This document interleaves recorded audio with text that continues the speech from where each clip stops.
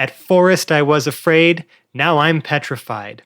Our Spooktacular continues this week on the Hapless Heroes.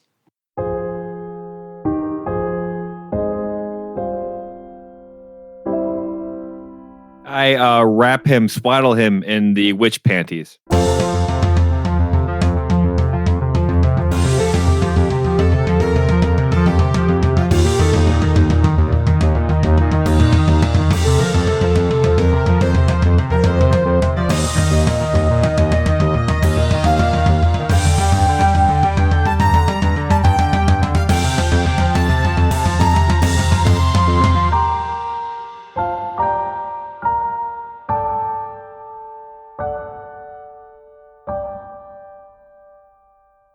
Hello and welcome back to part 2 of our Spooktacular Special 2020.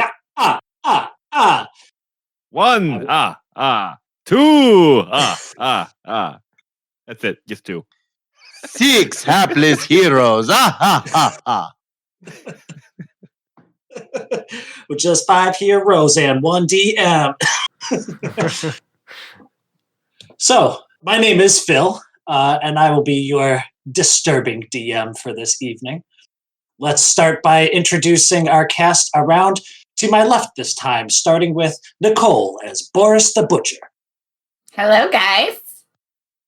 We have Mike playing Murph Eastlaw.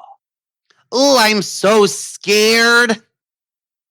We have John playing Dr. Doo. What are those things doing? Huh? Francesco as Tabi Osermont. I'm quite startled. And rounding out our party, we have Dave playing the infallible Zero. Good evening. One of these days I'm going to come up with something proper and it's going to actually... No, but that fit with the, like infallible comment, so you're good. I thought I'd get a raise out of there. Yeah, but I did my brain tried to come up with something to capitalize, and after 2 seconds, I'm like, no, got nothing. Move on. I came up with hi, guys, so Right, so where we left off, you were on your way to High Rock when a disturbing package had arrived on your ship, and you were given another quest. You interns gladly accepted, as it was about halfway on your journey, and not a big distraction from your main quest. But you find yourselves on the dark, volcanic island of Ouija on the southern cape of Chronessus, approaching what you believe to be a location or lair of an agent of Vecna. You have hiked through this petrified forest out to a clearing where you can see smoldering piles of bodies being attended to by small figures wearing tattered black cloaks who have tails. And you see piles of stone rubble and ruins in this clearing, most of them barely resembling structures at all. But there's about 5 of these smoldering pyres with thick black smoke rising into the air, and behind it you can see the peak of Ouija.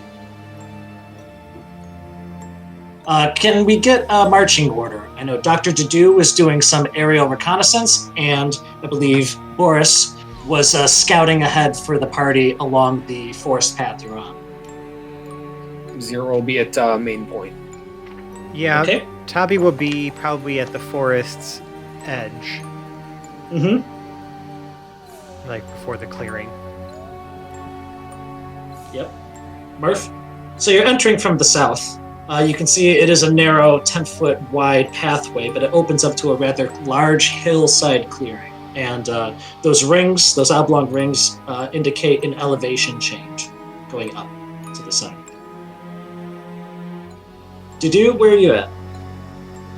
Dadu would be doing his laps, but when he sees that there is living creatures, he would fly down to the group and be on ground level, probably closest to Zero as he can be. Okay. Roll me a stealth check as you do. It is nighttime, and you are a creature of the air. So it's really more or less if you hit any of the trees on your way in, or if perhaps you were making broad sweeping motions where you might be more easily spotted. Right. It's a 21. Oh, very good. Okay.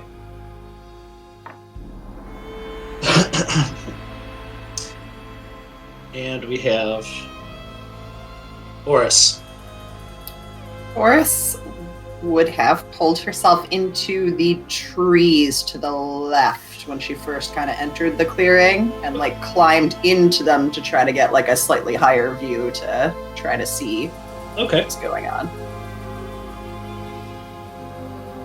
Okay, and you could roll me a stealth check as well as you are climbing these trees. Cool. I'm going to roll some perception. 27. Okay, very good. So you can see maybe about 10 or so of these small figures. They seem to be scurrying and trying to pile these bodies. The bodies already are deceased, they're corpses. But they don't appear to be odd in any other way. They're just piling these things up onto the pyres, and none of them seem to have noticed you yet. Am I the only one that can see that? No, anybody who would be in the clearing, you are kind of tucked into the trees and downhill. Oddly enough, the wind seems rather calm here, so you're not worried about being upwind.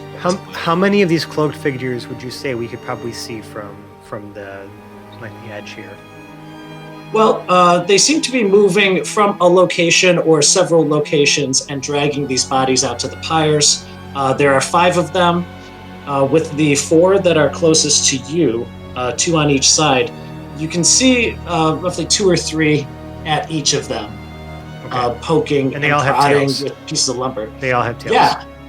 And they appear to be almost like a reptilian type tail. But they are short.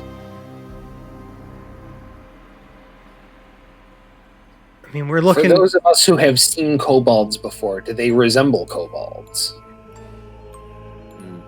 You believe they resemble the same stature and movement of kobolds. You cannot see their faces. They're shrouded, and they're moving with a little bit more of an affected kind of stature. They seem to be a little more hunched over. Their stride is a little bit more of like a claw, almost walking on all fours. Okay. I'm gonna pull a Quinn here, and I'm gonna cast invisibility on myself. Okay. And I'm gonna sneak up to the pyre, to like the closest one to our left. Okay. So that's like towards like the west. Right. Just a little stealth check to see if you're stepping on branches or anything like that. Absolutely. I can tell you very much that I'm not with a 25, which is the lowest Okay. I can roll on stealth because I rolled a 5 and that became a 10. Okay. Yeah, so you can see 2 of them at this pyre. One of them's trying to drag this corpse and roll it over, while the other one has a piece of timber that it's using to like pry it up onto the fire and almost stoke it. It smells rancid. Are they And are they communicating with each other at all or no? you can hear them speaking. Do you speak? I'm trying to think. They're not speaking common. Okay. But what you do hear is more like. Give me a language. What are they speaking? Okay. They're speaking giant. Yep, I don't speak that. Okay. It's rather strange, and you can tell it's with a heavy kobold accent. It has more of a grumbling sense to it. And he's pointing at areas of the fire for the other one to stoke. And indeed, you see the light flash across one of their faces, and it looks like a kobold that has had soot or something black streaked all over its face and all over its hands and arms. You can't quite tell if it's just soot from the corpses or something that's actually pigmented his skin. Okay. Next plan of action would be to actually I don't want to go too far, but if I know that I'm being quiet, maybe just make my way up the hill slightly to where some of the rocks are and see if I can kind of see around or up to see if there's anything else maybe towards the center, like in these ruined structures. Yes. If you were heading sort of strafing around the side and directly north. I'm saying almost due north of that pyre, yeah. Okay. Yes, you can get a little bit closer, and you can indeed see like there is no grass here in the clearing. All you have is rubble and boulders. You can see some parts that resemble structures, but there's commotion at each one of these fires. Towards the back, I guess the furthest north of this space, at the far end you can see a crescent shape, which is one of the last surviving walls of whatever previous structure used to be here. And you can see a large shadow, very large. Being cast from one of the other pyres, you can see the shadow cast on the stones and the boulders. And as you're moving up, you see a big black hand reach out onto the edge of this wall. And he's about, let's see, about 75, 80 feet away from you to the north. And this giant sits up from behind that little space, that little crescent wall he was sitting in there. And you see him stand up tall, almost 25 feet tall. And you know giants. You've seen cloud giants. You've seen, hill giants or even stone giants. This doesn't look like that. It's bald. Its skin is black. It has pointed ears like a goblin. It's got half-plate armor across its belly. And you can see its eyes are like a faint glowing yellow. From the reflection of these pyres, you see it snarl and bare these sharp teeth. And you see it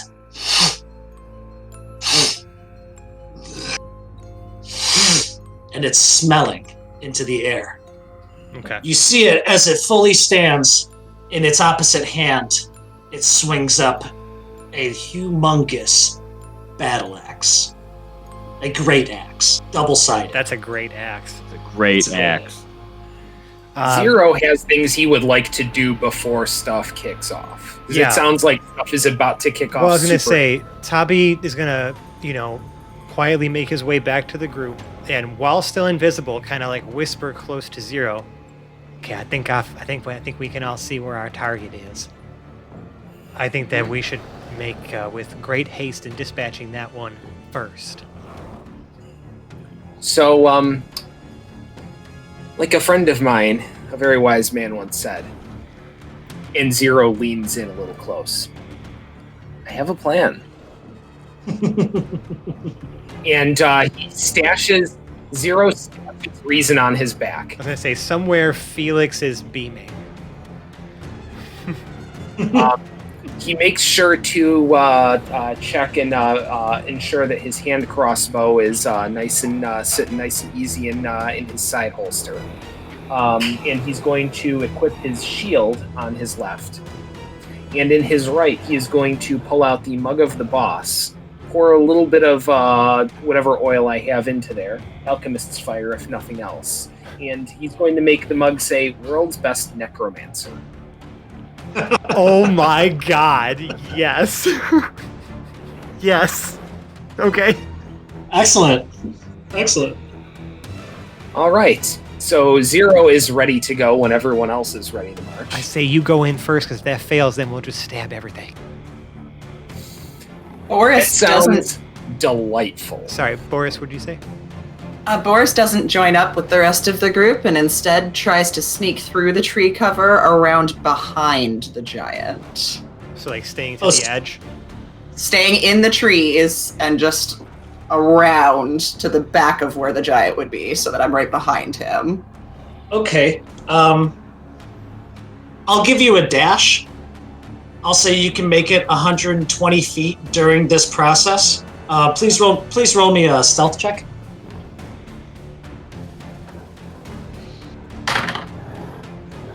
23. Very good. You remain undetected by the kobolds. Though now you can tell this giant senses something. He's not sensing you, but something about him has made him stand and start surveying. You see him looking out to the east side in front of him, looking at that pyre, and kind of making his way around in a clockwise motion. The rest of your group still at the opening? Yes. Yep. I'm waiting for Zero to go in Yes. as the world's greatest necromancer, or world's best necromancer. And that's what Zero is going to do. He's just going to tilt his captain's hat just a little bit further off to the right. We're going for the extra jaunty angle, and he's going to, leading with the left, start striding into the camp confidently. Okay, as you do, both of the pyres, one to your left and one to your right, there's about 5 of these kobolds. They just look at you and they see this figure they did not expect. Your humongous stature and unnatural appearance. They squeal. As soon as they start, Zero starts in with, "What is this abomination?" Sip. And, alright, so 116, 111, and 1 natural 20. They have to, what's the wisdom they have to beat? They have to beat a 15. So Okay. on a fail, I gain charisma checks with that creature while I show the mug. And on a succeed, they do perceive me as the best. Mixed On a results. succeed? You mean on a failure or on a succeed? If they fail to save. So, Okay, yes. Okay. Sorry. So, Yeah. They must succeed or they will perceive you to be the best. On a failed, you gain advantage, blah, blah, blah. If only they're the sort to be influenced. Okay, there we go. the 2 on the left kind of cock their heads when they look at you, but then they look at each other and they both scramble, heading up the hill to the north. The 3 to your right look at you, throw their hands in the air, and lay down on the ground, Like groveling with their arms like out. prostrating. Yeah. And they recognize you as a person of very strong dark power, and they are groveling, but they're slowly inching backwards towards the tree line. No, we don't have time for this. None of this groveling. That pyre needs to be at least 15 feet to the east. Did anyone teach any of you anti-feng shui? You see them. Who's in charge here?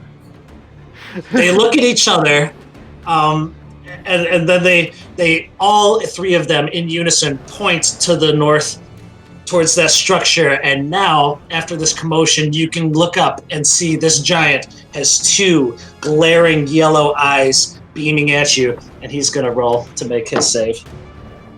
Okay. He beats it. He beats it. Rolled 11 I was gonna say, God plus damn it. 5. That'd be so awesome Yeah. if he failed. He only beat it by 1. Yeah. So you see him look at you, and he's glaring his teeth, right? And then he closes his mouth, and he squints, and then, and he bares his fangs once more. You hear him, and from around him, waving his opposite hand, you can see this like swirling vapor start to envelop him almost. It's hanging and swirling around his waist. And then you start to see something else within this vapor.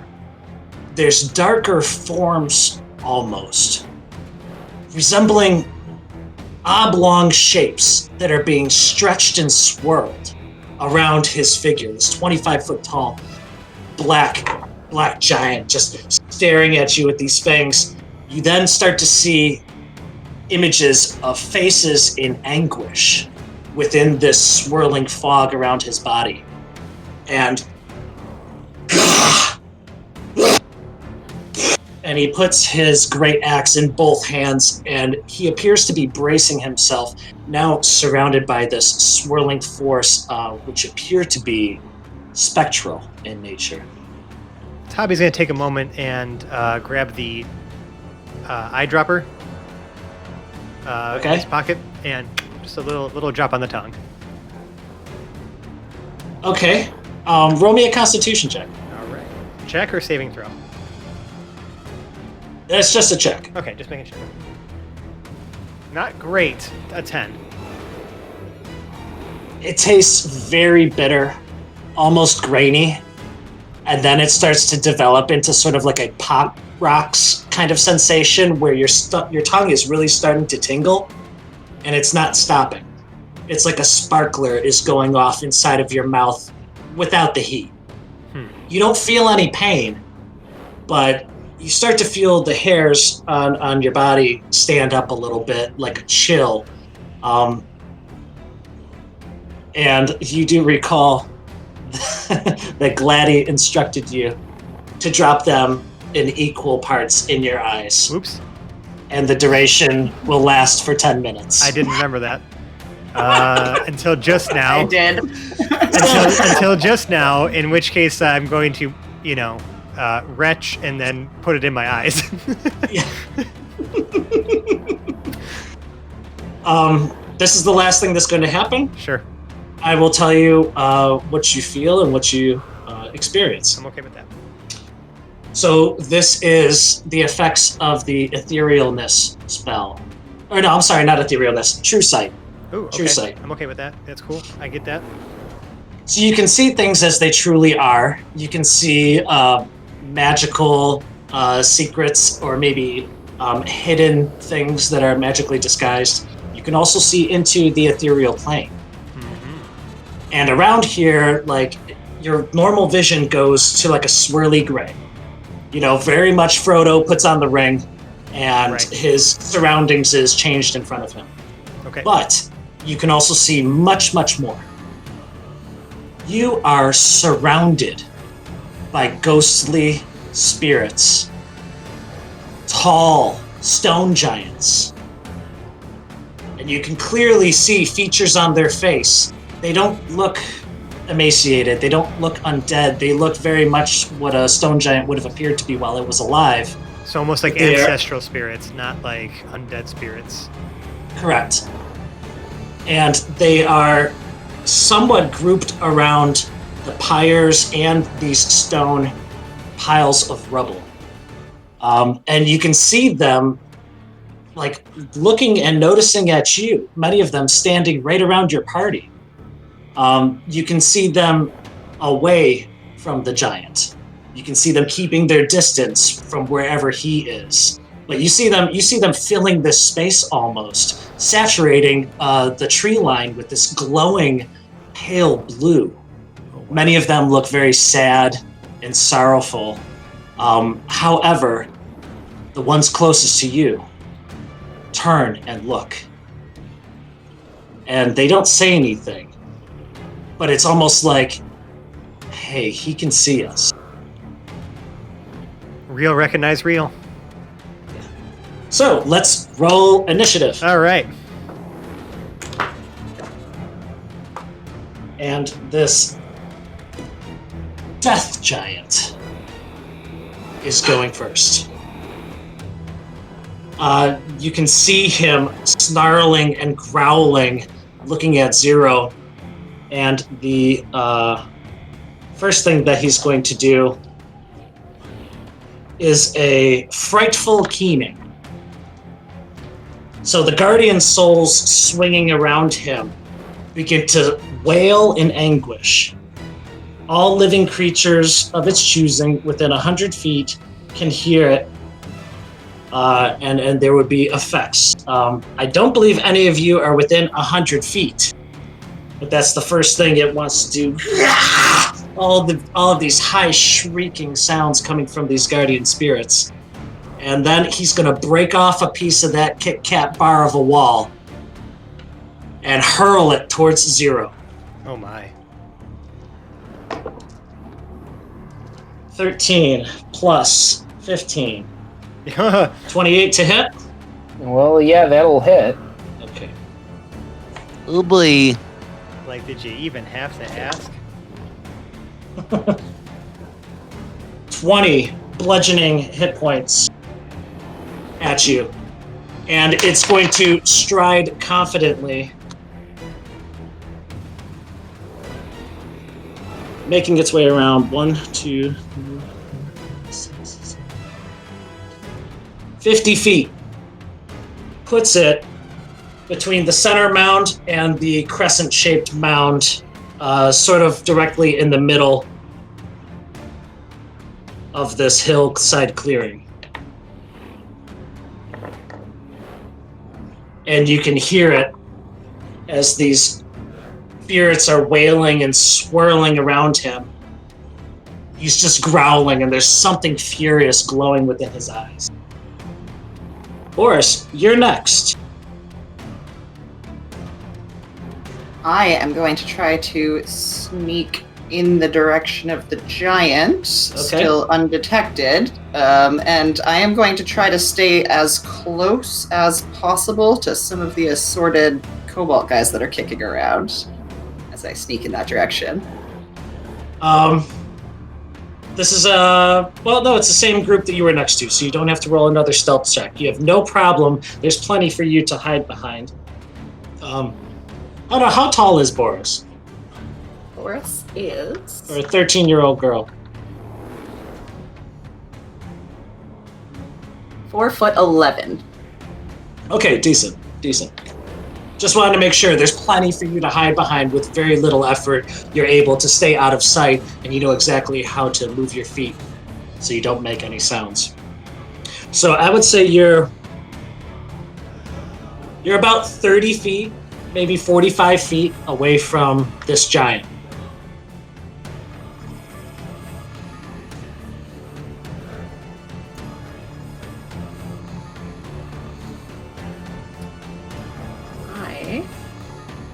Attack him with my trusty dagger. Oh, yes. What's the trusty dagger?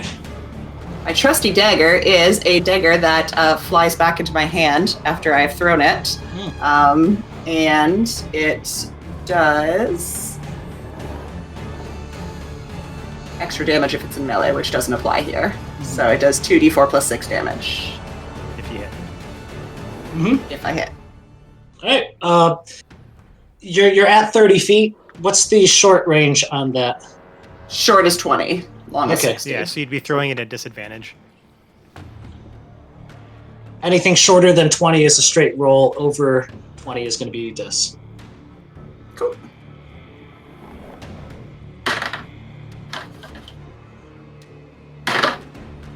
Eight. An 8 does not hit. How does it fly back to you? Is it natural that it just does that? No, it just like poofs back into my hand. Oh, wonderful. Yeah. So you see it going off course, and before it has a chance to make noise and cause a disturbance or a distraction, you just poof it back and it's back in your palm? Yeah. Okay. Any And it's like a little glass dagger too, so it's almost invisible. Ooh. I like that. If I remember correctly from the way I had written that. Yeah, you wrote it. Any bonus action? Yeah, I hide behind one of the kobolds that I'm near. Okay. You can do that. No problem. Hiding is easy enough for someone like you. Tabi? Okay, so since I'm closer to the clearing, to the the mouth where we opened, right? Because I was close to 0 before he moved in. How far am I from the giant currently? 90 feet. 90 feet. Okay, that gives me a good point of reference. So what I'm going to do is, since I'm still invisible, use my action to summon my mage hand, and then make it invisible because I have mage hand legend domain, so it's invisible with me. And I'm going to have it just kind of like stay with me. Okay. As I move 30 feet closer to the giant. I'm just going to move essentially due north towards the giant. Almost right next to 0. Yeah, that's okay. I'm okay with that, actually. And since I used my action to summon my mage hand, I'm going to use my... Actually, I can use my bonus action, my cunning action, to dash. Okay. Since I'm invisible anyways, and go another 30 feet closer. So now I'm 30 feet away from the giant. All right, you're pretty much right behind those boulders that are straight in front of you. Okay. And you do have full cover there. Okay, perfect. Yeah, I'm gonna hang out here until my next turn. Okay, excellent. 0. All right, so 0. But what kind of range do we have between where 0 was standing and the other guy? You said it was greater than 100 feet because of the aura, but I wasn't really sure. I know he's advanced about, 50 to 80 on us so far? Yeah, you're still you're about 60 feet away from him. Okay, that's fine. My move will cover half of that, and the range doesn't really matter that much. So I'm going to walk towards him. I'm going to have my shield up in my left hand. As I'm walking forward, I boldly state, I really am the world's best necromancer. Will you try your hand against me? Roll an intimidation. Sounds great.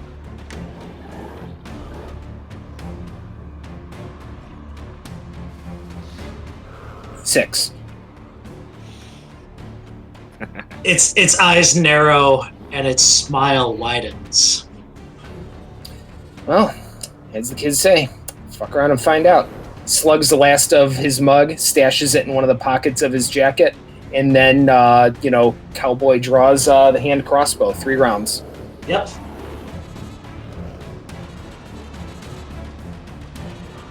20. 20 hits. 19. 19 hits. And a nat 20. Hey. All 3. Wow. All Right, that's d6 plus 4 for each of those, so we'll roll off the first 2 on their own. Okay. And it's going to be, 10 piercing and 6 piercing. Okay. And that last one is going to be the full 6 plus 5. That's 11, 12, 13, 14, and 15 on the last one. Total 15? Okay. Very good. And then he's just going to slam the thing back into its holster, and, he would be keeping walking, but it's the end of his turn, and he will just start on the next one. So your bolts fire, and 2 of them into the ribs and into the arm, and then the third one, top of the collarbone, right at the bottom of his neck. And you can see his torso twist as your last one hits. And he snaps off the bolt, throws it to the ground, and then you just see this black starting pouring out of that wound across his chest. And he grips his battle axe. There's his great axe. See? Causing death already. Excellent. Murph? You said I'm about 100 feet from him, right? Yes, easily. So Murph kind of takes up both of his hands. Okay. He stays right where he is. He takes a pinch of dust and an eyedropper, and in his hand, he drops 2 drops of the water in his hand. The dust then poofs from his hand, and he says, "Ice of Wrath!" And suddenly, a sleet storm attacks the giant, Yeah. and he must make a dexterity saving throw. A natural 20. Oof. Are you kidding? I'm sorry, Big oof. You suck. Big oof. So anyway, regardless, it is now difficult terrain. So he is still going to struggle when he moves. How large is Okay. the area of difficult terrain? Out of it is a- curiosity. Yep, it is a 20-foot, a 40-foot radius. Ooh. I am centering it actually, closest to him. So he's got 40 feet that he needs to. Yep. I'm going to say the edge of this sleet storm is just about where you see 0. 0 was closer to 30 feet from him, but he's kind of stumbled back from the crossbow bolts that he received. So now this big swirling snow and ice is creating it slippery, I guess. Yeah, it's like right before 0. Okay, very good. You can see the rest of the kobolds who are surrounding the pyres are fleeing. They're running into the woods, screaming, many of them ripping their black cloaks off and just throwing it up in the air, trying to stay alive. So another quick question. Is the pyre in this 40-foot radius? There is one to the right, on the right side that you would notice towards the east, and that one starts to sizzle and quench as you see more smoke piling up from the one on the right side. Yeah. So It's my starting storm to is go strong up. enough to douse any flames that are in that radius. You can see the one to the left, sort of midway up this hill, is really starting to flicker. The flames are really blowing, and it's kind of stoking that fire from the wind, but it's just outside the radius of that sleet storm. And then I'm going to make a move after that, and I'm going to move 20 feet toward the action. Okay. 1, 2, 3. Very good. And you can see this giant recognize there's multiple foes here. And he's sort of backpedaling a little bit as he's experiencing these magical effects. But his resolve is not changed. And Dudu, Annoying fuck. the doctor is in. Dedu will say, I don't like that thing, and will take off 10 feet up, 40 feet forward, and use polymorph. Yeah, it's his go-to. Okay, sweet. So I gotta make a wisdom save? Yes, beat a 17. Oh, no he does not. What is he He's turn a into? chipmunk. He's a chipmunk. How much Wait, how much say that. HP does a chipmunk say or have? Because like any damage we do beyond its max HP bleeds into, you know, the thing when we hit it. So Right. come on, chip. I'm gonna He's a say chipmunk for at least an hour. I could be generous and say he has 2 hit points, but I'm pretty sure There's no chipmunk one, but there is a squirrel. It has an AC of 10 and 1 hit point. Yeah, that's what we're doing. He's a chipmunk. He's a black chipmunk though, and his eyes are glowing a vaporous yellow. That's okay. At least it would probably at least negate its turn. You know, it has a speed of 30 feet and a climbing speed of 30 feet. Wonderful. So you can see as it's obviously frustrated when this bird person goose flutters up 10 feet and towards him, casting a spell, waving its long neck in the air, and it just this giant 25-foot tall beast just it's this little black chipmunk that hops up on top of a boulder, and it's like rubbing its head. Does it hop on the boulder, or does it slip off the boulder because it's full of ice and sleet? Well, I would say like you kind of like polymorphed it in midair, Yeah, I guess And it then- would. I guess it would. and then it fell onto the pile of rocks right next to it, and you can see it caught itself, and now it's sitting on top of this rock, just like rubbing its face, rubbing its arms, like clearly uncomfortable. And you can see its eyes glowing brighter and brighter. And it will remain so until it loses those hit points, Correct. right? It loses that 1 hit point. Yes. Okay. They're a nearby volcano. I would say, well, we're on an island. Pick him up, fly him about a quarter mile over the water, and drop him in the ocean. See if giants can swim. I can don't do want to that. test. I don't want to test that. However, that would be a fun way to drop it in the water, right, and then have the cannons fire on it when it comes back into like normal shape. Just literally pick it up from the battlefield, drop it next to the fucking destroyer, and then just unload the full broadside of the ship on the giant.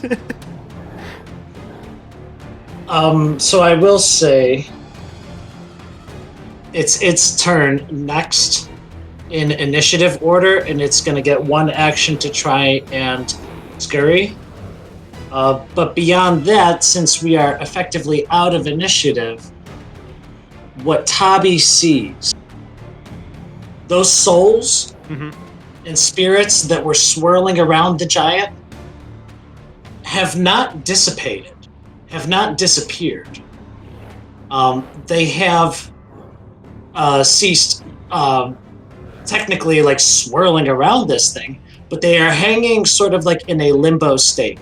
These do not resemble the stone giant figures that you were looking at surrounding the area. They seemed ghastly. They're apparitions that are more emaciated and as a raw spiritual element as opposed to an actual figure. You can see them tormenting in anguish because it seems like they don't really know what to do at this point. They were summoned for a purpose, and although the creature continues to exist, they are no longer necessarily able to follow its commands anymore. What you can see are the rest of the stone giant figures. They saw this giant disappear. They saw this death giant just into a little chipmunk. They start moving in a little bit, and then you see them all kind of marching northward on this slope. The kobolds have fled. Right. The smoldering pyres, you can see them sort of reflecting as they pass these pyres. But they all seem to be surrounding the area from which the death giant originated from, with the crescent wall remaining in the ruins. Do the giant spirits interact with the ones that look more emaciated? No, they are still keeping their distance, skirting around from wherever, because they know that, it's not dead. Right. Do the emaciated ones look like they are, at least to me, corporeal? Like that I could interact with them? Or can I just see them? I can make whatever check I need to, but I'm just curious. Yeah, roll me an Arcana check. All right, not good at those, but we'll see. 14. You do recognize them to be independent spirits. These are not manifested. These are summoned. Okay. It is necromantic magic, and you do believe that this is very much a master and puppet kind of scenario. Okay. And they appear to be waiting for their master. Anguish is the emotion across their faces. Interesting. Okay. The wind begins to howl, and you hear lightning over the top. And you can actually see there's some blood across the ground. It doesn't appear to be from the giant. It doesn't appear to be from the kobolds. But tracking up this slope, you can see something has been brought up. You see the stone giant ghosts moving towards.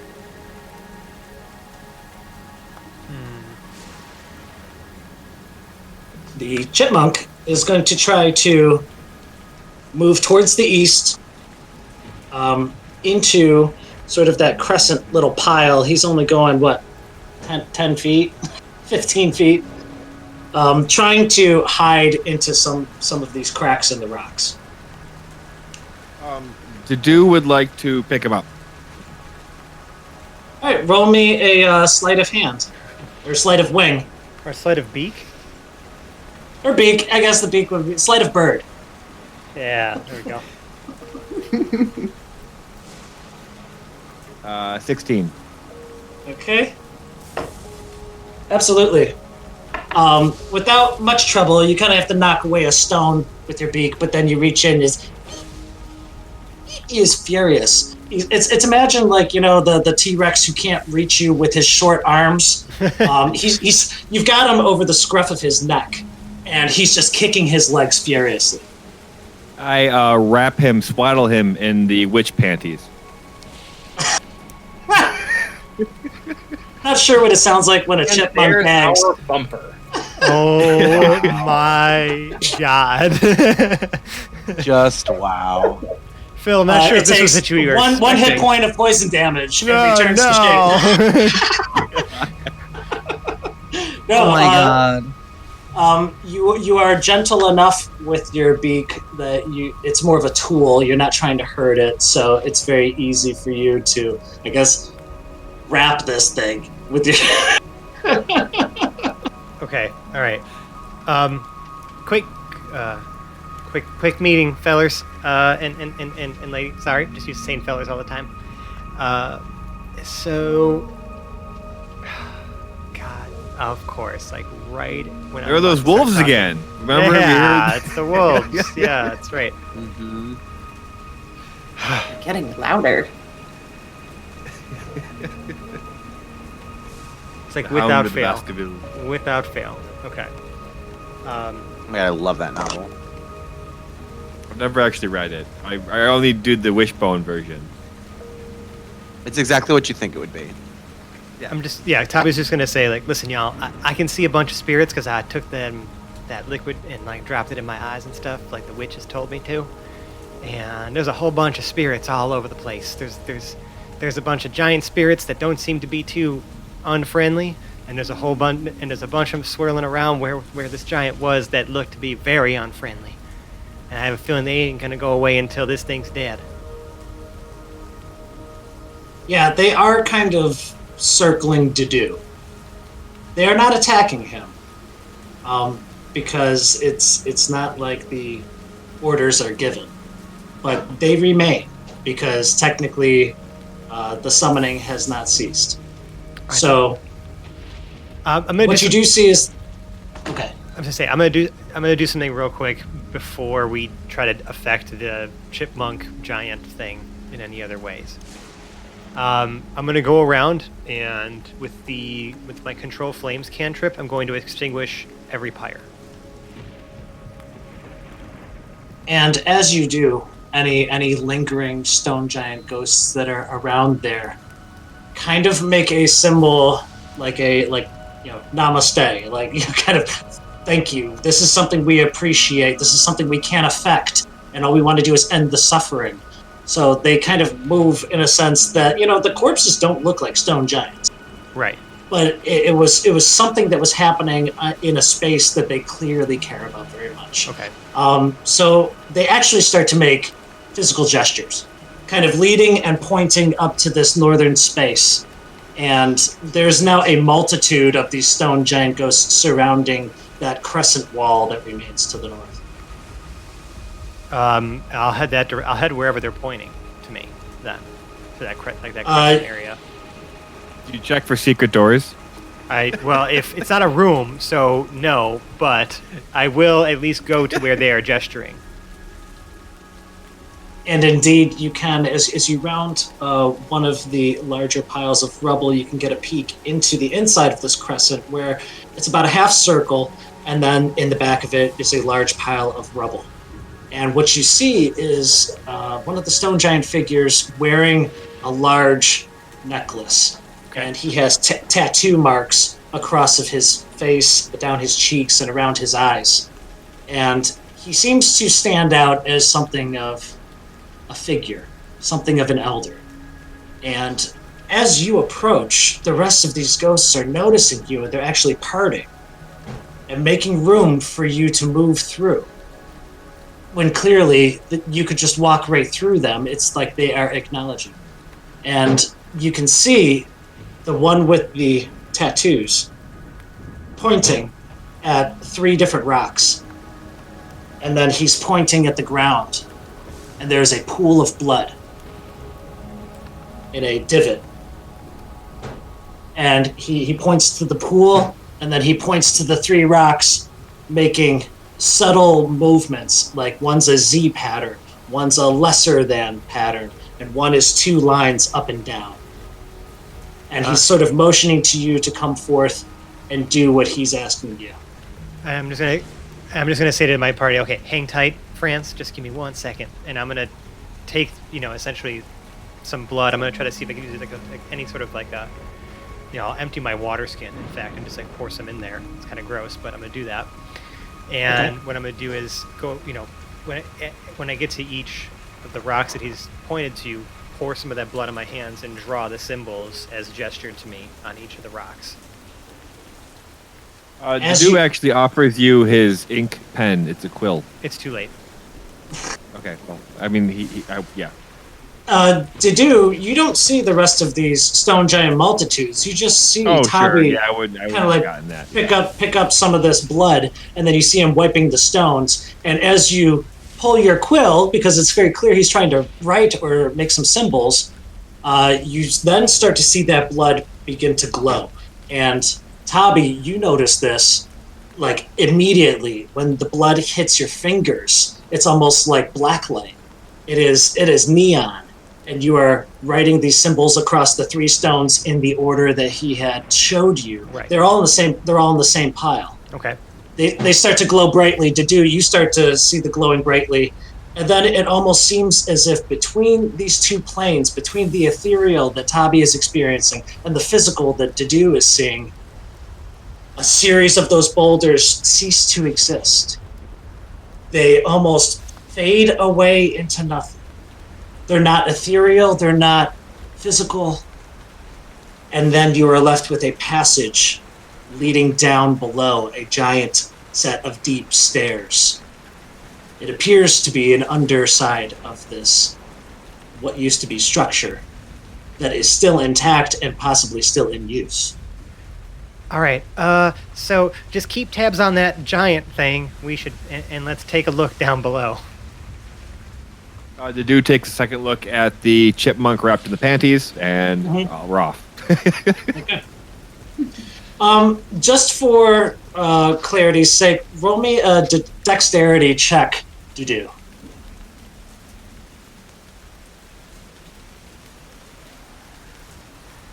Oh, 19, so whatever. Okay, very good. I was basically checking to see, like, is this a single chamber knapsack that you loosely wrap this thing in a pair of underwear, or did you actually fasten it and you got it, like, secure so he can struggle, but he won't be able to He's got it, like, swaddled like a baby. I feel like that should have been an intelligence check. Swaddled like a baby. You're doing this with a beak. No matter how smart you are, it's a difficult task. All right, so you can descend deeper, and I'm sure the rest of you are feeling curiouser and curiouser about what Tabi has experienced and what he's talking about, because all the kobolds have left. The giant is shrunk. Like, what's left to that? So what you see in front of you is a crumbled and uneven hallway created by a series of old substructures. Most of these giant-sized spaces have collapsed, leaving uneven floors and corroded ceilings. You can see multitudes of rats scurrying from your presence as you move forward. They're all sliding into little cracks and holes. And it goes through a series of scattered, decrepit chambers until you find yourself in a larger room with a high ceiling. And in front of you is a tall threshold. Large wooden doors, long since destroyed, lay scattered across the floor. And in this chamber, you can see several large wooden crates. And to your right, there's a smaller but very sturdy iron door. If you look through the tall threshold in front of you, you can see a long open chamber with a dais at the far end. And on the dais is a single thick black candle. Is it lit? Casting dim blue lights. Dim blue lights! Blue light. If Dedu sees this, he would utilize Identify, always being curious, but I have to touch it. Identify what? The candle, I think he's saying. The candle. If It's about magical. 70 feet in front of you. You're walking into the room I check to for move to traps. identify it. I check for traps. Hold on. Right. What is the condition of the room we're in? From where you're walking in, it's rough. But you can see towards the far end of the room, the floors and walls surrounding the dais are neatly preserved.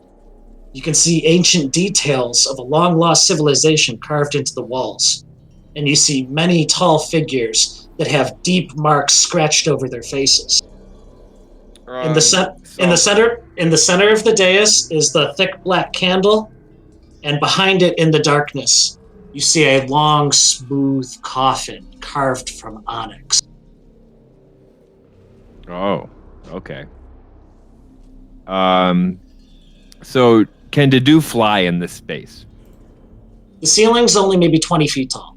So if you're flying, you're close to the ceiling. However, where you're at, the ceiling is rough. And then as you move further into the room, it becomes more well-defined with the smooth ceiling and floor and walls. Okay. So if Dedu is about 4 feet tall and he continuously flaps his giant bird wings, can he keep himself in the air? That's fly, right? I'm going to just create a law of average and say that you oscillate 2 feet higher and 2 feet lower from whatever height you designate. Because you're flapping. 10 feet you're trying to stay in place. Right, like, and then it goes up, and then it goes down, and then it goes up. Yeah. If nobody stops him, Dedu would fly over to the candle and take one of his duck feet, or goose feet, and like just his toe, his goose toe, will touch the candle, and I'll use identify on the candle first. You approach the dais and give me a stealth check. Sure. What's that? 13. As you're approaching, a long vaporous figure resembling a stone giant slides out of the blue flame from the candle. Oh, and okay. he begins to address you. Me flying in front of him. Well, and anyone else who may be. All of us. Oh, please, won't you come in? Oh no! Is this Christopher Walken dead? Excuse me. Had I known you were coming, I would have tried to jump out and scare you, but I'm tired.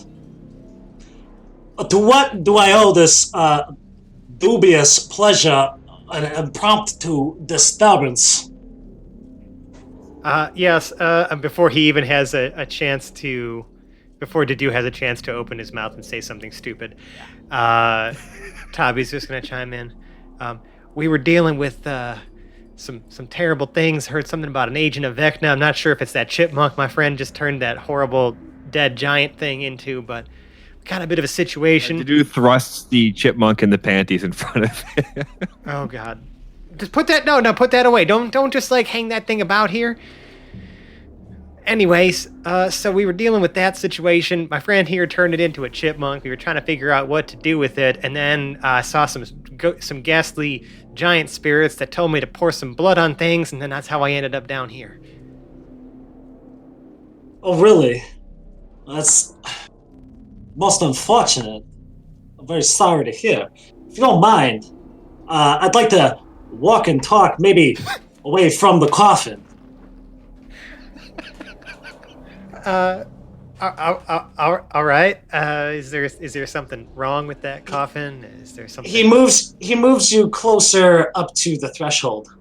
Okay. Oh, I'm very, very happy to say, my deceased brethren didn't scare you off. However, that bag of bones in the coffin is named Ilvanman. He's a big to-do la-ti-da. He keeps me here, my soul, my very essence, imprisoned. He's my master, but he's an asshole. I mean, that sounds kind of terrible. Is there something we can do to maybe free you from service from this asshole? He practices dark arts in this room, just over there. Very scary, messy business. I hate being here, and my existence has been reduced to a pointless servant. I'm a peon in the afterlife. I don't like this guy. Dedu, like Penguin, walks over to you and says, I might be able to help you. And he will also touch you and use Remove Curse. Do you have to do anything for that? It just says touch. Yeah, but what does the spell actually say? Yes, like in order I to just do have, it. at your touch, all curses affecting one creature or object end. If the object is cursed magic item, creature or object, but the spell breaks its owner's attunement to the object so it can be removed or discarded. That's if it's an object. This is a person. It says it's a creature. Right. Cursing is affecting one creature or object. I'm gonna say I just rolled to see maybe what his impression of you was. So, as you waddle towards him, he kind of floats higher up in the air and away from me. He goes, whoa, guy, you're doing it all wrong. You're doing it all wrong, okay? Chasing Christopher Walken ghost around the room. Ain't you ever heard of a thing called consent? I just met you. You just came into my house and you try to start touching me. Now please, I'm gonna have to ask you one time. Give me a moment to talk to you before you just start getting all grabby with me, okay? Please continue. I imagine this conversation is going as they're like circling. Yeah. Please just try to ignore my ghost friend here. And how do we stop this and how do we help you? We need to dispatch this dark agent. Well, I happen to know he's a vampire. Vampires have a weakness, so to speak, an Achilles heel, if you will. Dedu has a stake on him. I do. In your inventory? I have a hammer and a wooden stake, and I pull them both out of my inventory. I'm pretty sure as soon as you step foot on that dais over there, he's going to want to wake up. How do we? What about flying? Just let him. Just let the man talk. Maybe you could fly. Use those wings. As you can see, I don't touch anything nowadays. Maybe it would be better if you knew my name first. Oh, how? My name used to be Garvin, but now I'm a ghost. You can call me the G-Man. Sorry, I'm getting some Half-Life 2 vibes now with G-Man. Okay. Well, it's supposed to be reference to J-Man. No, I'm aware. I got you. Oh yeah. So, right. What is it you plan to do? Well, we kind of need to kill your master. Pretty sure he's the cause of the horrible things that are happening here. And that would, in turn, also release you probably from servitude. So I feel like this could be a win-win situation for all of us here. I hear you. Man, I hear you. I'm down. I can get with it. I'm on my toes. Well, except I don't seem to have any right now. But maybe you stake the bag of bones, and then you can get into this room over here. I happen to know his dubious works are going to continue, whether he remains undead or real dead. All right, that sounds like a plan. Let's do that. I'm gonna think about how the fuck we open a coffin silently and stab this thing before it wakes up. Dedu hands the chipmunk in the panties he gives it to Murph because he has to pull out the stake and the hammer. So now Murph has the panty wrapped chipmunk dead thing.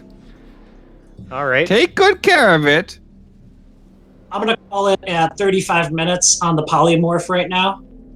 You got about 25 remaining.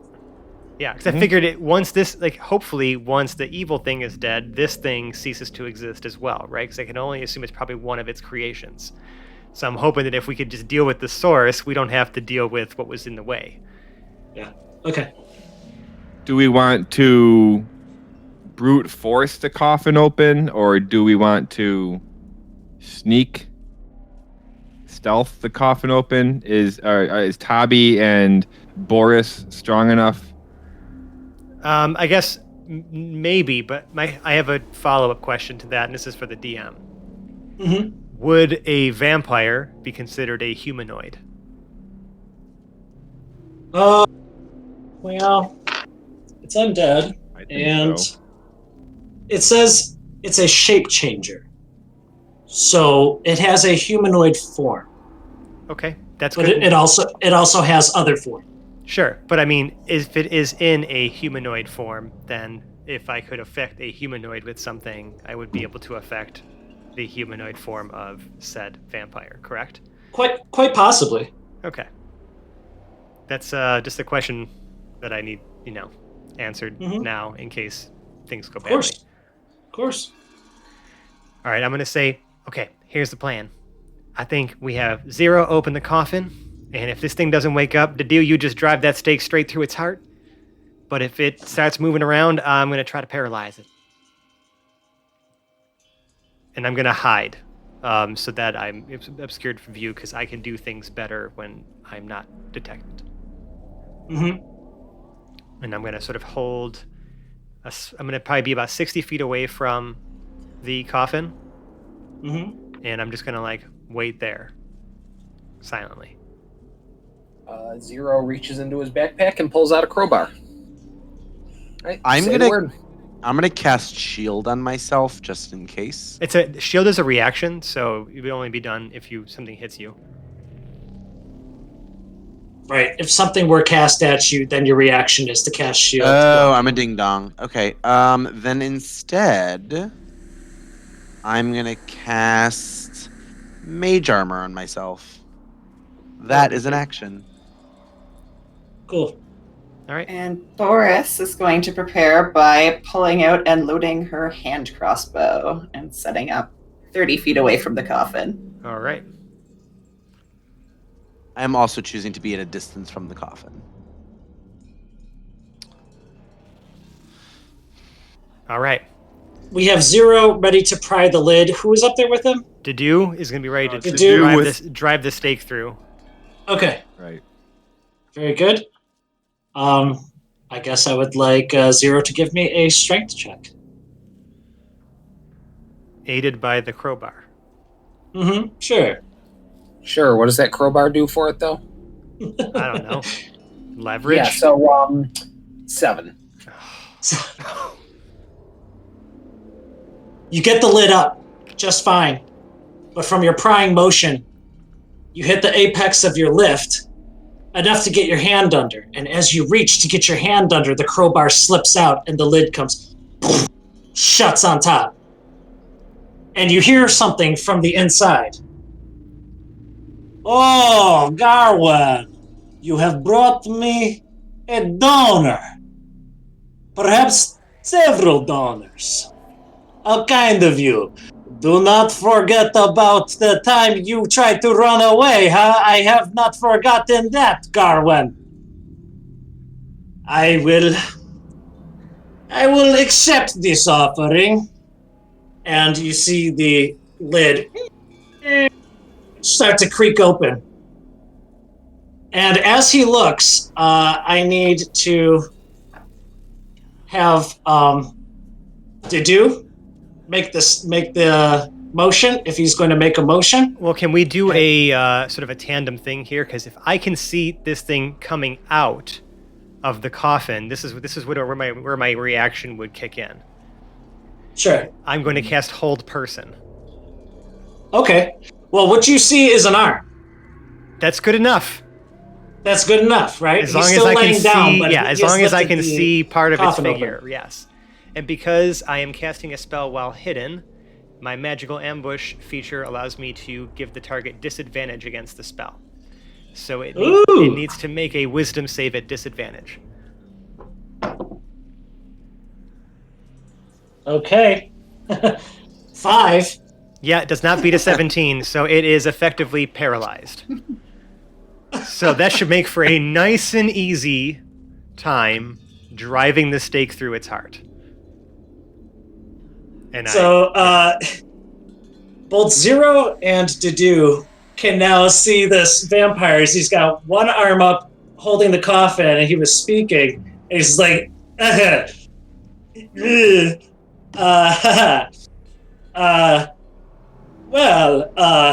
is interesting.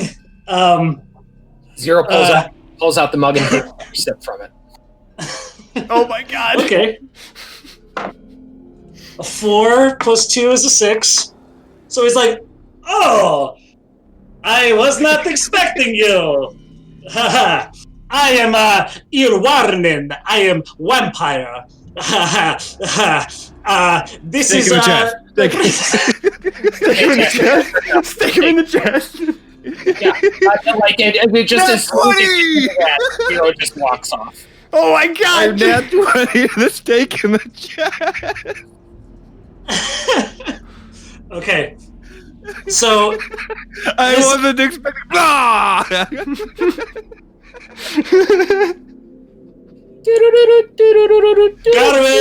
Garwin, something is wrong. You did not greet our guest.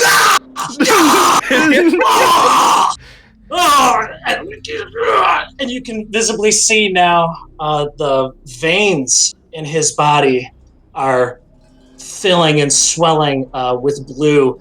You can see what little color there was to his complexion releasing, and he now seems to be completely paralyzed. He is in his coffin, and the weakness, a piercing weapon made of wood driven into the vampire's heart. While the vampire is incapacitated in its resting place, the vampire is paralyzed until the stake is removed. Okay. And now that he's paralyzed, he can no longer speak either. So you see him just like...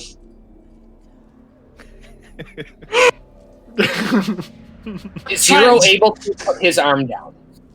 Yes. Good. Zero puts his arm down and then proceeds to attempt to close the lid again. Boris scurries up first and shoves a bubblegum cigar in his mouth. He can't even spit it out. He's really just gagging on it. No. He gets to spend a literal eternity with the indignity. Oh, jeez. You guys are great. I should have had you here long ago. Stupid me.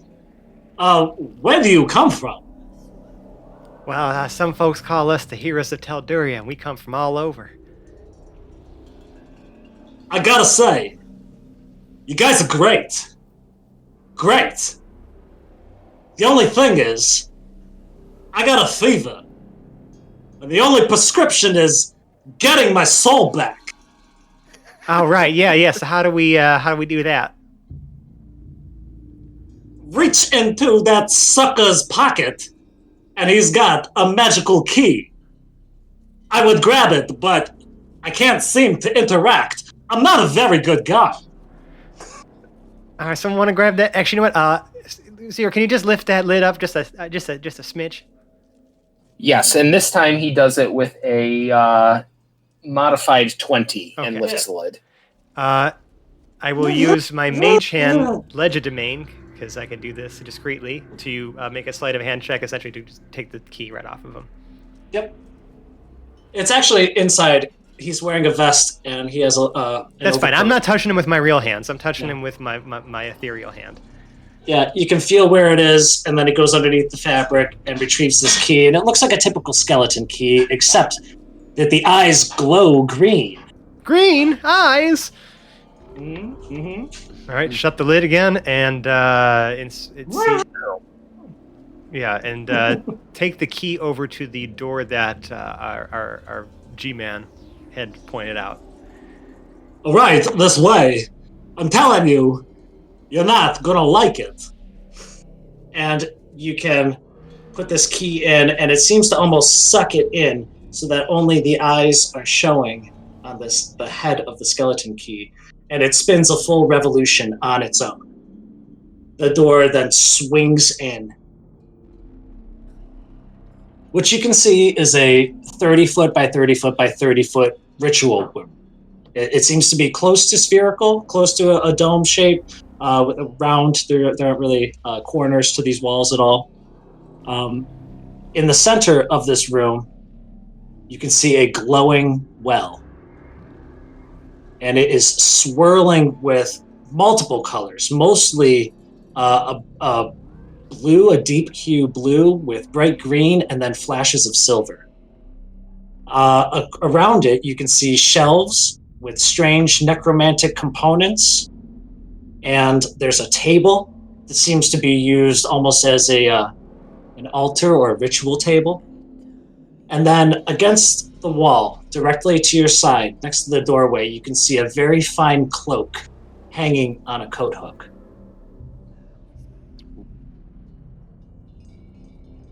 Zedu will turn to Murph and say, would you mind giving me back that chipmunk? Does Murph give me back the Wait, chipmunk? did I have the chipmunk? I gave it to you for a second. You weren't paying attention. Yeah, I didn't even know. And Zedu kind of like penguin shuffles back out of the building. Out of the room? Out of the whole structure. Oh my god. Oh, you're leaving. Okay. Yeah. Very good. What is the cloak made? What is the cloak made out of? You can tell it's fine cloth. It's stitched, maybe a little bit of gold embroidery around the collar. It seems to be, it's not silk, but it seems to have a bit of a sheen, like silk. I touch it. It feels, I just like put it through my fingers. it feels very, very fine and natural. Like it's just flowing across your fingertips. So nice. I would say it's more of an indigo. It's dark between indigo and midnight blue. So it's very dark, but it has a little bit of gold filigree just around the collars and maybe around the edge of the hood. I'll turn to G-Man and just be like, all right, well, how do we free you? How do we stop this madness? Well, there's a well. Now, I don't know why, but every time I go in that room, there's always a lot of commotion. It seems the spirits within don't like me very much. And I believe that the vampire has been doing work in here that not only keeps souls trapped, but almost as a way to imbue the spirit into other things. It's not just a vessel.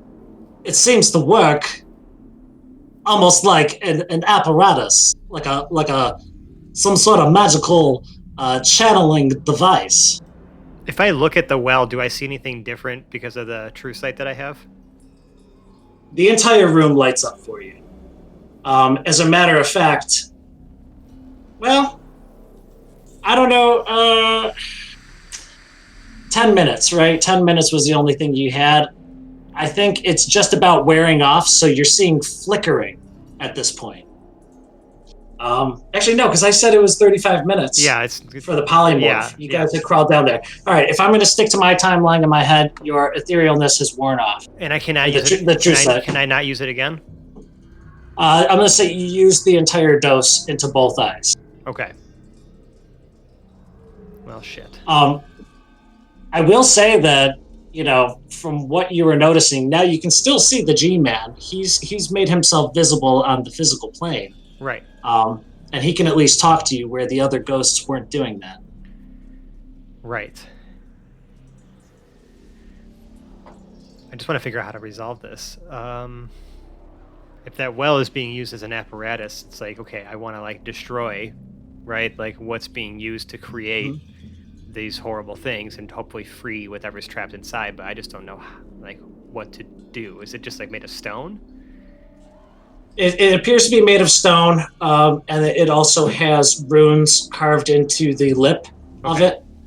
And it's more of a gaseous form on the inside. It doesn't appear to be liquid per se. Okay. But it's so thick that you could consider it like a liquid. It seems to be retained within the well, but it's almost like dry ice in a container. Okay. It's very thick, opaque. You can't see through it. Light is kind of like sparkling through it, and you can see it moving and swirling with a sort of metallic nature. Is there anything maybe I can gather from the objects in the room that might give me a little insight as to how to affect this? You said there's a bunch of shelves and whatnot. Shelves and a table. Yeah, I'd like to see, just like kind of inspect the contents of the table and shelves and kind of see if there's anything I can use to disrupt whatever magic is happening here. So you can see from the table, this is used for blood rituals and apparently feasting. There's an open journal covered in blood spatter, and you can see an arm of some corpse, like kind of slinging over the other edge of the table, where something would have been, whether or not he, has a conduit for a soul to transfer into, or whether or not he was performing other work here, you're not quite sure. Over on the shelves, you see large glass jars filled with various types of apparently blood. You can see dissection tools and several tomes with deep speech, black necromantic symbols across rawhide, leather-bound tomes. Make me another Arcana check. I don't like Arcana checks. Hey, you're not Felix, Oh, that's not bad though. 22. Okay. So quickly glancing at the journal on the table first, it appears this is more of a sort of diary of his own experimentations, trying to be able to take the technology of this well of souls, trap a soul, and imbue it into himself so that he can break his own curse of being a vampire. Once you are a vampire, you don't have a soul any longer. You're inherently evil. And it appears that did not satisfy him. You can tell, this is a strange situation for him to be command of Vecna, to be injured, and then almost exiled to this island with a lone death giant guarding him, made him restless to a point where he was trying to break his own curse and break his own chains. When you're looking through the tomes, you can see how this well is used. This is more of a receptacle that has other properties. You can harvest souls and store them into this well. And then you can also take it one by one and remove them and imbue it into other things, possibly other creatures or even just inanimate objects. But it requires complete control over the souls and a very high level of transmutation, being able to transfer something that only exists in the ethereal, bring it to the physical, and then attach it to something else. Okay. And you believe, if you're talking about an electric car, this could be a battery. And you could recharge this battery by refilling it with more souls. It is a source of power, and it requires a great deal of power to wield and manage the space within. All right, I have an idea, and we need to get Dedu back in here immediately. We're going to throw the fucking chipmunk into the well. Because I feel like he was borrowing souls to make that thing work, and so we're gonna put him back, and then we're gonna how destroy long- this so- vessel and set him free.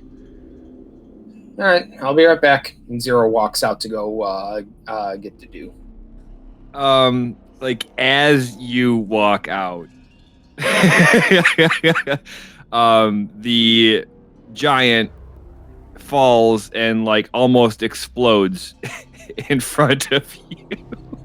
Wow. No, it wouldn't, because because any damage it takes just reverts it back to its original form. You moron. No, Yeah. Dedu flew it up as high as he could. See, what you guys missed was Dedu flying all the way up until he was like at moon level, dropping the chipmunk just a couple feet using magic missile on the chipmunk. And then dropping it like And then the from the giant, sky. no, the giant Really just fell. cool, and it's something I was thinking of too. Is just bite him and drop him. He used magic missile because it wouldn't miss. There was no chance of him failing. So, Well, So Zero walks back in and gets to the group. Yeah, about that. You're gonna need a plan B. but I will tell you something. Zero, when you emerge from this crypt, you see like a little light up in the sky. It's not a star because it's much too close.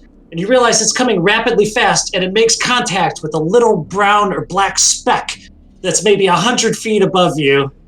And that is the magic missile reaching its target of this falling, plummeting chipmunk. And out to 25 feet long, this death giant holding its great axe. And it's obliterated as it hits the ground. But also, what you see, with loud thud, tremendous smoke, boulders and rocks are going flying, and those cyclone of spirits, the souls, you now see them sort of highlighted in blue and white. And then you see them spiral and off in separate directions out into the sky. Okay. Those restless spirits that were in anguish are no longer around you. You're surrounded in blackness, gore, plate armor, and a giant dinged-up great axe leaning against one of these piles of rubble, and come fluttering down Is to do. comes Dedu. Did you need me for something? Ah! Not anymore. No, I think we're good. And Zero kind of leans down in the general vague direction of the crater. I said, fuck around and find out. And then goes and walks back into the crypt. All right. So back at the Well of Souls, essentially, I'm curious if like it can be destroyed, essentially, right? And then whatever souls that are trapped in that are being harvested could be set free. I think that the only way to stop this from being used is to literally prevent anyone from using it ever again. Mm-hmm. Everything has a shelf life. You know, everything in this room was either brought in here or manufactured in place. You do believe that the location of this Well of Souls was manufactured. Okay. That maybe the magic existed, maybe the stones that they used already had enchantments on them, but once it was assembled, then they flipped the switch and turned it on. Okay. And then it seems that the entire populace of not just living creatures on the island, but also spiritual entities that may have been remaining in this space were then drawn into this well to be collected. Yeah. We need to destroy this thing. Would dumping the inert vampire into the well do anything, I wonder? Oh, wait. Go ahead, G-Man. No, it's okay. The G-Man's still down there, hopeful, but kind of questioning your methods. And he says, I'm pretty sure he was trying to use that well for something. And if he could have thrown himself in to his own benefit, he would have. However, it didn't seem like he was scared of it either. Dedu will. Yeah, Dedu will walk back down. He would like to do an Arcana check to see if remove curse would work to remove the souls from that item. Please do. I got a 17. 17's not bad. You think it might work? Give it a shot, bud. Dedu says, I tried to do this on you and you ran away, but and then he touches it and attempts to remove the curse. You see well.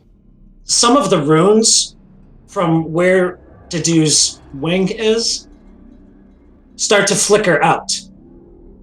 Now, there's runes all the way around the lip of this well, and as a matter of fact, you can see figures inside of this gas start floating away from where Dedu's hand is inside. They're like fish in a bucket. You're reaching in, and now they're starting to swim around like crazy. But you do see that some of those runes are starting to flicker out. Do you see G-Man? Wow! I never thought I'd see a bard do so much crazy stuff. I like you. Maybe you can touch me after all. And he's reaching out his hand to you as he floats to the other side of the well. Dedu's bird hand touches him. And you can see he's kind of like a pale blue, to his figure. And when Dedu touches him, he starts to turn white. And it starts to travel across his form, across his head and his torso, and then out his other arm. And he makes contact with the other side of the well. And at that point, you see all of the runes turn white, bright light up, and then pitch blackness. And you feel a wind swirling around you. I need everybody to make dexterity saving throws. Oh, I'm good at those. And actually, wait, is this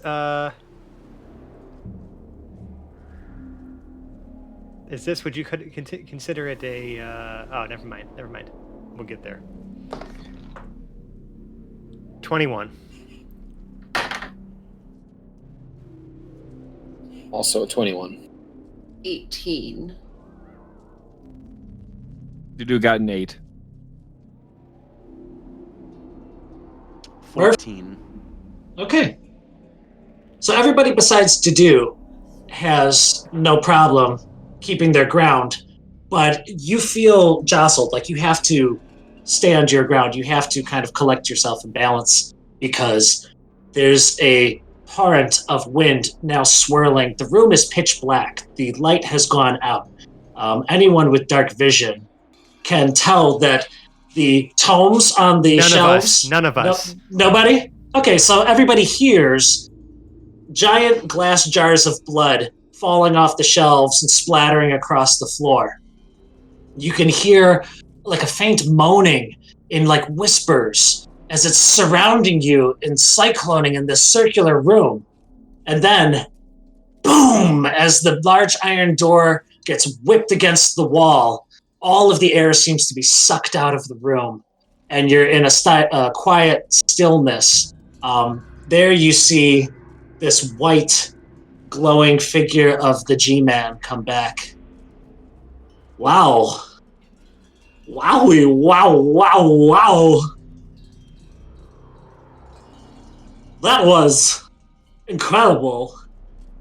You guys, Dedu, from having his wings splayed, touching the well and the G-Man, has been sucked and blown out the door into that large room outside, and you can see he's struck against one of the wooden crates, and you're going to take 1d4 of damage. 1 point of bludgeoning damage as this Aarakocra slams into a wooden crate, and you can see earth, soil, pouring out from these crates as he's just like covered in dirt laying in a pile.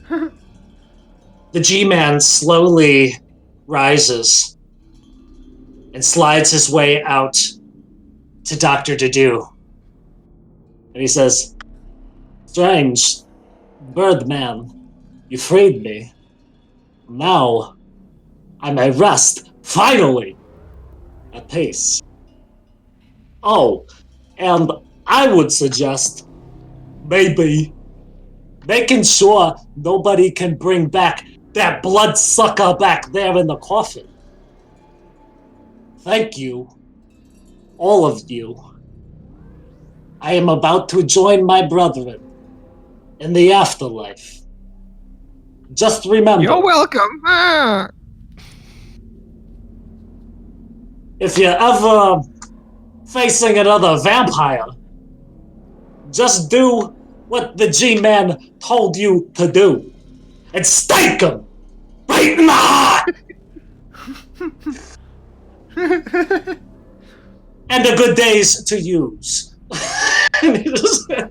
You will see his form not float out of the hallway, but go straight up through the ceiling as quiet silence and dank catacombs are your surrounding. I will say, Boris, at your feet, you look down and you see the cloak that was hanging on the wall. Oh, well, that's pretty. And I grab it and swirl it over my shoulders.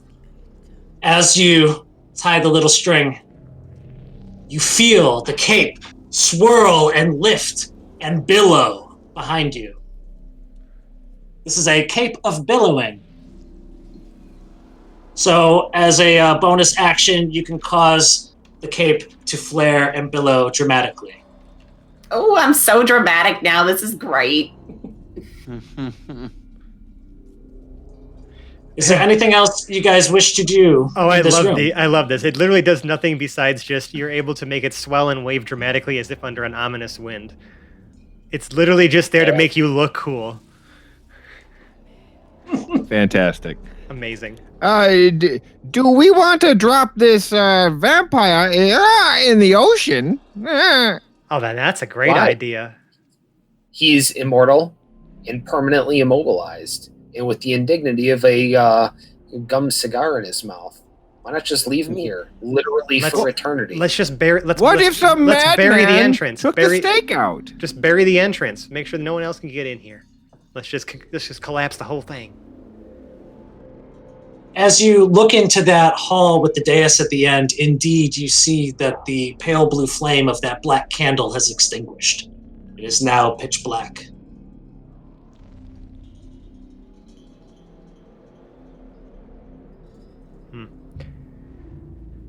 Well, I don't have any explosives, unfortunately. I mean, Dedu has multiple methods of destroying things, but I would say just literally if you could just collapse like the hall behind us as we exit, that might be enough to like seal this off. forever though. Well, between that and we could always just have the ship shell the living shit out of this. Oh my clearing. god, just like literally just fire cannons into the hillside until it's just collapsed. Yep, I like that idea. We're doing that.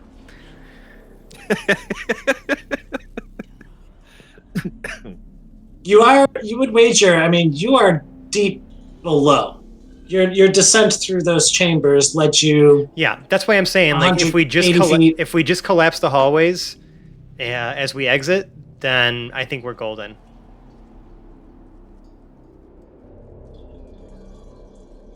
Yeah, I mean, if we've got a way to do that. My solutions all involve shooting things with various types of crossbow. I can do you just have a way to affect that? I can shoot a good amount of magic missiles. I have magic missiles, Bigsby's hand, which I don't think would really do it, and I have fireballs. I Or feel like bolts. enough. Fire bolts. I'd say enough magic missiles with the force damage could probably collapse like the ceiling.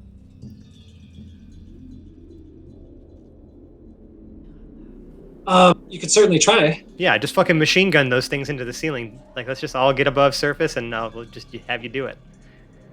I have a shit ton of them. I mean, I have up to one 7th level, one 6th level. I can unleash every single spell slot I have on magic missiles with force damage. Until the Collapse hallways as much of collapsed. Right. Do it. Jadu starts doing it. I mean, if nobody wants to put it in the ocean, whatever, this is the best, second best. And yeah. Yeah, indeed. You take some time, but periodically you're casting and reading the rock to see where its possible weak points are. How many are you casting? Well, I didn't pick a 7th level spot, so I might as well start with that one. So that's what. Okay. That's That is 3 plus 1 per spell level, so that's another 6. It's 9 right off the bat. Okay. Right after your 7th one, you do feel like a bit of rumbling, and you can see beyond into that large chamber, some other rock has been dislodged. Yep. So it's not just the area that you're aiming at, it's also part of the same vein of rock that supports this chamber, and you see some other sections start falling down around you. perfect. You haven't sealed up anything yet, but you're fairly certain with enough time and Just persistence. keep firing. Yeah, just keep firing until. Yeah. Now, I will say, if everybody's backing out of there, Mhm. There's going to be some checks. Things are starting to cave in a little bit. Yeah, I So, mean, that's fine. let's- I'm saying like we've probably all gone surface side, so that just Dedu can just collapse it and come out after us. Okay. Dedu, I'm not gonna say you have to continue to make checks, but make one check for me. What kind? Dexterity.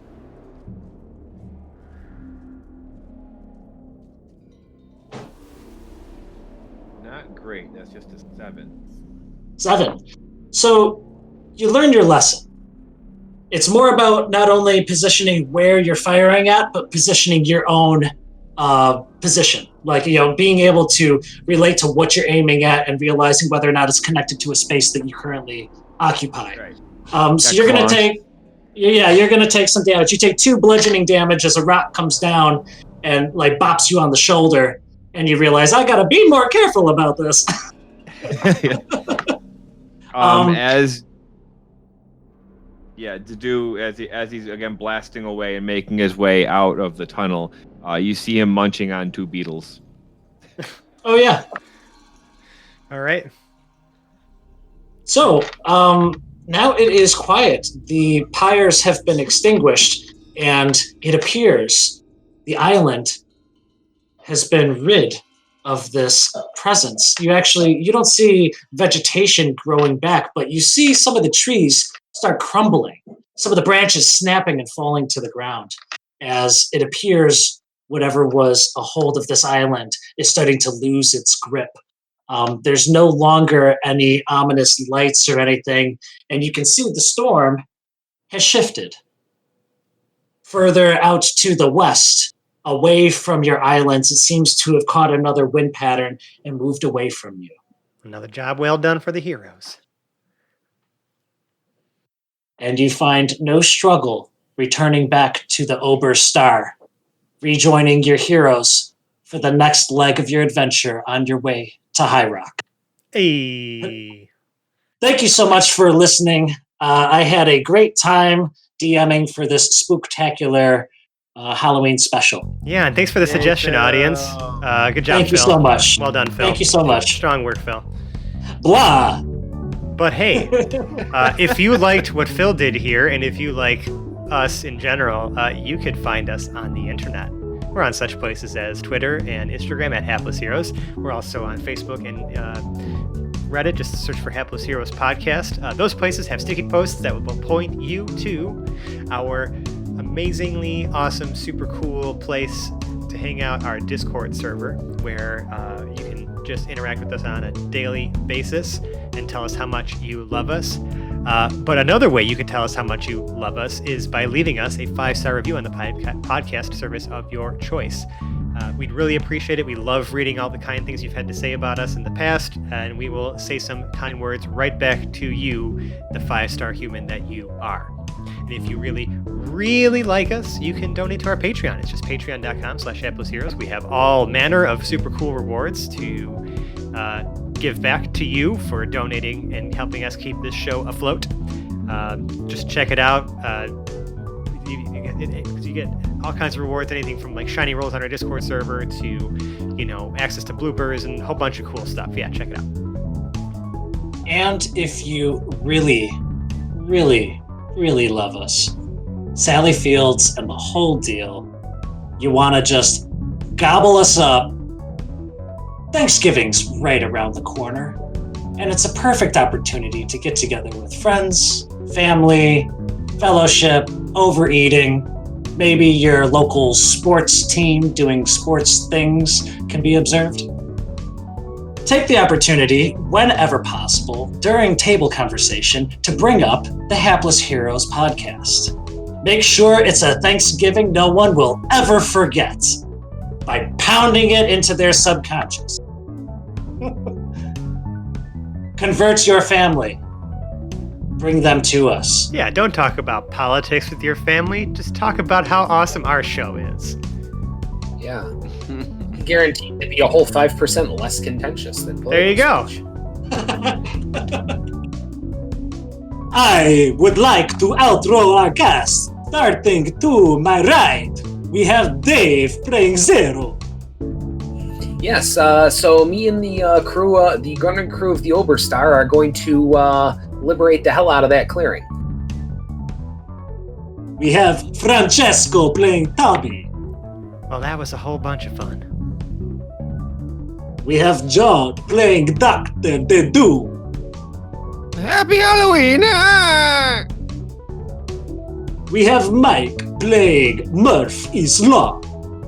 It was so chilly and so much fun. And finally, we have Nicole playing Boris. Oh, I billow like an assassin now. This is great. And my name is Phil. I was your DM. Thank you. And good night. Bye. Or good morning. Or whatever time of day it is. But Blah, but blah, like, blah. but bye now. Blah, blah.